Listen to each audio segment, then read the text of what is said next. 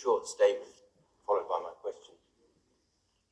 This was written by a very concerned Cambridge resident, so I just wanted to bring this to the public's attention. The current Cambridge local plan requires that major development schemes, like those that are coming at the Beehive Centre, the Newmarket Road Retail Park, the Grafton Centre, have sufficient transport infrastructure to service them. That's what it says in the local plan. Without that, applications must be refused. Unless certain conditions are met, for example, that there are wider economic benefits. Developers are now claiming that Cambridge is so important to the UK economy that we should disregard the fact that all of these schemes are unsustainable.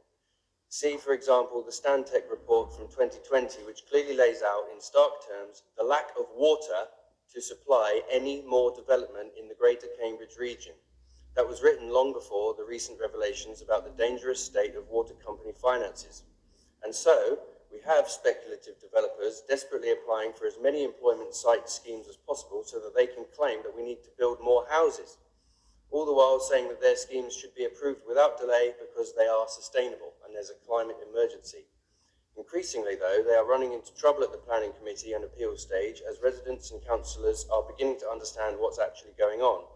Michael Gove has thus announced that he's going to send a planning hitman, Peter Freeman, to produce a new vision for Cambridge. Never mind the already existing democratically arrived at low property in Cambridge, which could likely be repurposed to accommodate lots of the government's growth agenda without encroaching into greenbelt land, or the fact that there have been major behaviour shifts in getting to work since COVID-19. That was in the G.L. Hearns report for employment space oversupply. So the congestion charge, it would seem, is to enable speculative development, for which there's no water. So my question is obviously simply, how long is this going to go on for? How long are you going to keep up this pretense? The congestion charge isn't to do with congestion, and the sustainable travel zone is to support something which is unsustainable. This is just about development, is it not? Thank you, Will. Again, and I'm very sorry, but I wasn't able to follow my notes because I don't think you asked the question that you sent. But I think it has been understood. In terms of is this about what I think it is? No, it isn't. And I know that there's people very desperate to make this case. It doesn't stop it being false. In terms of Mr. Gove, I know that Mike wanted to intervene, so he can tell you a bit more about that.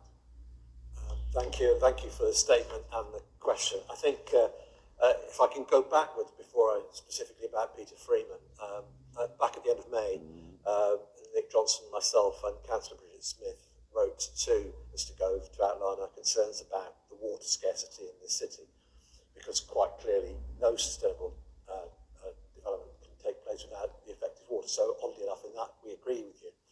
The problem where I disagree with you is it's not being done for speculative development. It's about how we continue to sustain our city in a way that's right for the city and its residents. And in terms of Mr. Gove's response, the first work that Peter Freeman has set up is to establish a water scarcity committee. He's working with partners across the city with an attempt to find a solution. So I take and note the points you made in your statement, but I think the bit where you probably disagree is it's not about unsustainable speculative development. It's about trying to make this city a better place to live. Thank you very much. Thank you, Will, and thank you, Mike. Unless anybody's got any more